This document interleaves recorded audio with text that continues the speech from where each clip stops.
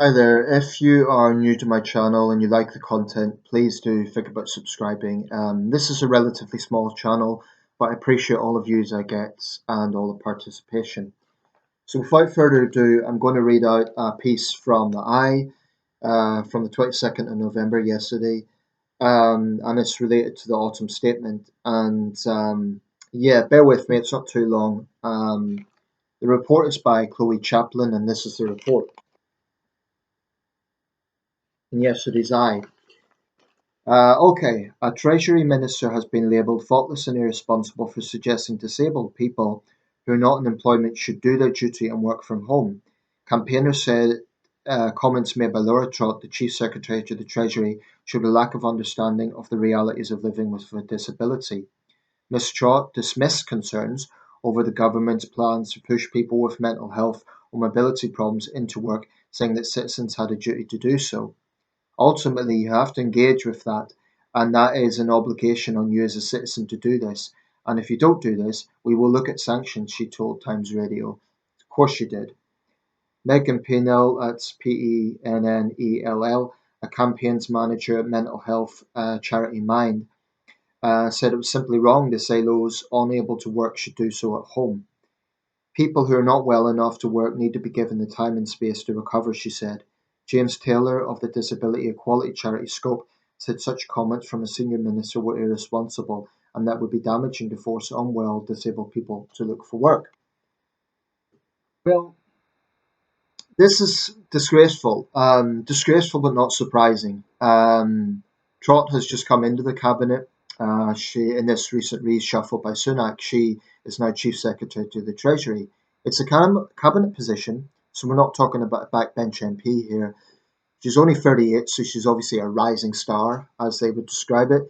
And I think it's yet another example of a minister, no doubt an ambitious minister who wants to make her mark on her department and is doing so with a bit of cheap populism.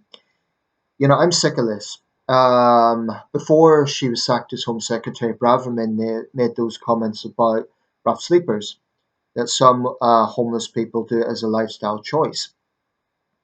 And then, of course, there was Hunt's autumn budget. There is Hunt's autumn budget, where it's going to be even more draconian sanctions on the unemployed. And they're speaking about technology to track people at job fairs. Um, I made a video specifically about that. So here's the thing. In all of these cases, of course, you'll have some caveats. Yes, there are some homeless people who, have a lifestyle choice in the sense that they would rather be on the streets than in a homeless shelter. Why? Because you might have a vulnerable young woman, for example, who would actually feel safer sleeping rough than she would maybe in a shelter with men that she doesn't know, or people who have been there for so long that it's sort of become institutionalized in a way similar way to a long-term prisoner coming out would find that hard. Um, in the case of disabled people, well, of course, there are disabled people who want to work and maybe physically can work. But this is the point. Disability covers a very wide spectrum. And I don't know if Laura Trott is merely stupid or just callous or both. But for her to just assume that it's a one size fits all, that people can just easily do that, I'm sick and tired of the Tories talking about punitive punishments over non-criminal issues, over things that are about issues that they can easily use to be populist. For example, the unemployed, migrants, the homeless. There was a poll done recently. I can't recall off the top of my head which pollster done this, but apparently 45% of people think the welfare system is too soft. Well, that just says to me that 45% of people are ill informed because I have seen this attitude from some people. I don't think it's quite as bad as it used to be because a lot of people have been through the cost of living crisis. They know it's no picnic, but you even get a situation where people are actually in work and they still have to sign on because the work that they're doing just isn't making ends meet. I really do believe that this government does not understand the realities that people are facing. And I think the most unforgivable thing that governments, any governments, can do is to engage in this sort of populism.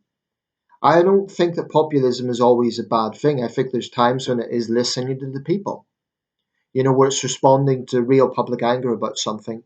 But it also has to be said, are there times that populism itself is used as a weapon by politicians? And I think the answer is clearly yes. In other words, that politicians themselves are stoking up an issue where maybe before it wasn't as controversial, but then it becomes controversial because they're pouring fuel on the fire, so to speak. So, this is just a populist pitch by Laura Trott. I'd like to be charitable and say she's merely ignorant, but I think, unfortunately, probably not. She's a rising star. She's probably, well educated. She probably knows full well that this would get headlines. Apparently, it was in the context of a Sky News interview. But, certainly in the case of Suella Braverman, her ambitions are well known. She knew that comment would get headlines, and it did. She could have spoken about all sorts of things to do with the homeless, like the government's providing support or, X, Y, and Z. The issues are complex and we're treating it in this complex way. But these flippant statements, some people take it as a lifestyle choice. Even if that is technically true, she must know that that stigmatizes everyone. She must know that when you are making those sort of comments, and I'm also thinking of Laura Trott, it stigmatizes everyone. The Chancellor's threats against the unemployed, which he glosses up as helping them, I mean, it's just a contradiction.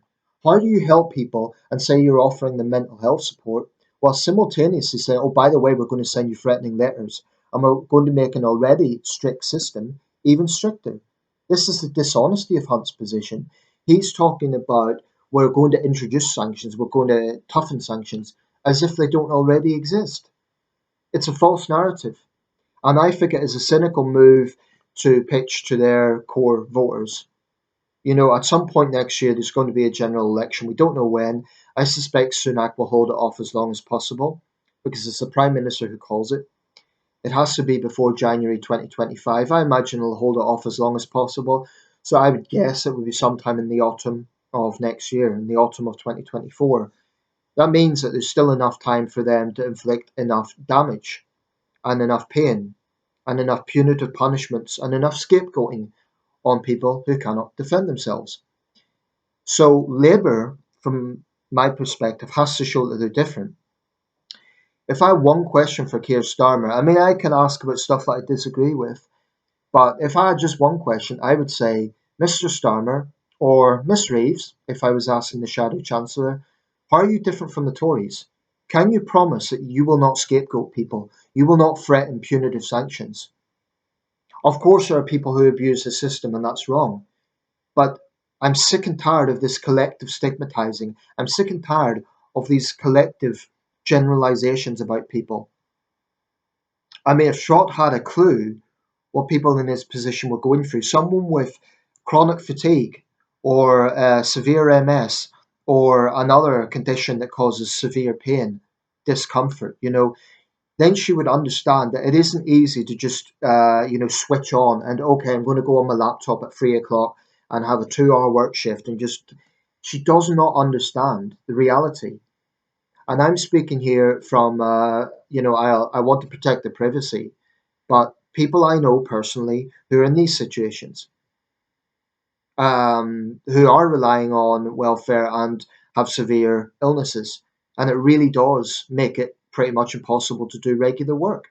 Now, if Laura Trott had an inkling of what their life was like, she wouldn't make such flippant comments, and then we'll look at sanctions. So then, of course, the veiled threat comes into it as well. These Tories live in a bubble. I just don't think they understand the reality that a lot of people face. And it's a very cynical and quite cowardly way of scapegoating people who can't defend themselves. And I think it's reprehensible. And I think she needs to face a lot more heat for it. I mean, it's pointless asking her to apologise because she won't. She certainly won't resign. Sunak's running a government with people who have this sort of mindset. We hear of Tory moderates, but Jeremy Hunt would be described as a Tory moderate. But he's the chancellor that's pushing these draconian policies. The truth is, Theresa May once got criticised by her party for saying people see us as a nasty party, and she might have regretted that because she hit a raw nerve. In other words, she was touching on something many, many people consider. I consider myself politically centrist. I'm by no means a left wing firebrand, right? I'm unconnected to any party. There's a lot of things about Labour I don't like. There's a lot of left wing positions I do not like. But one thing I deeply, deeply dislike about the Conservative Party is their survival of the fittest mentality, or rather, perhaps more accurately, this one size fits all mentality. They basically take the attitude if you're homeless or are unemployed, well, okay, we'll give you a bit of support. But they put this big, big focus on responsibility, and that's fine. I'm all for responsibility, but there's no compassion there. That's the point they're ignoring. That is the point that they don't grasp. It's fine to lecture people about responsibility, but there's also the realities of people, of what people face. And if you're just, making these judgmental sound bites, these ignorant, drenched sound bites, these policies that are designed to be purely punitive, um, or largely punitive. They'll say they're trying to help people. Of course, they'll say that. But I don't. It's a complete contradiction to say that you're helping people while simultaneously stigmatizing them. That is a contradiction. If Hunt was really serious about this, he would say, yes, there are people who abuse the system and we'll target them. But we are not. We do not consider all claimants to be one and the same. He's not going to bother to say that because it's a lot easier to just scapegoat everyone and say we're going to make sanctions harsher. So anyone who doesn't abide by it, we will sanction them, even though there are cases of claimants who get punished through no fault of their own from administrative error. So yeah, I do think the Tories have a thoroughly nasty streak. Of course, there will be individual Tories who do charity work, and I'm sure they're very decent people as individuals. I've known a few Conservatives who are involved in human rights work. They do good things. But as a party, I do think there is some weight to the nasty party label because they show it. Laura Trott's comments about the disabled, Braverman's comments about the homeless, and Hunt's policies on claimants. That's just within the last month. The last 14 years, there are countless examples of this. I'm just sick and tired of, and actually, there was a Tory candidate. I don't think he won the seat.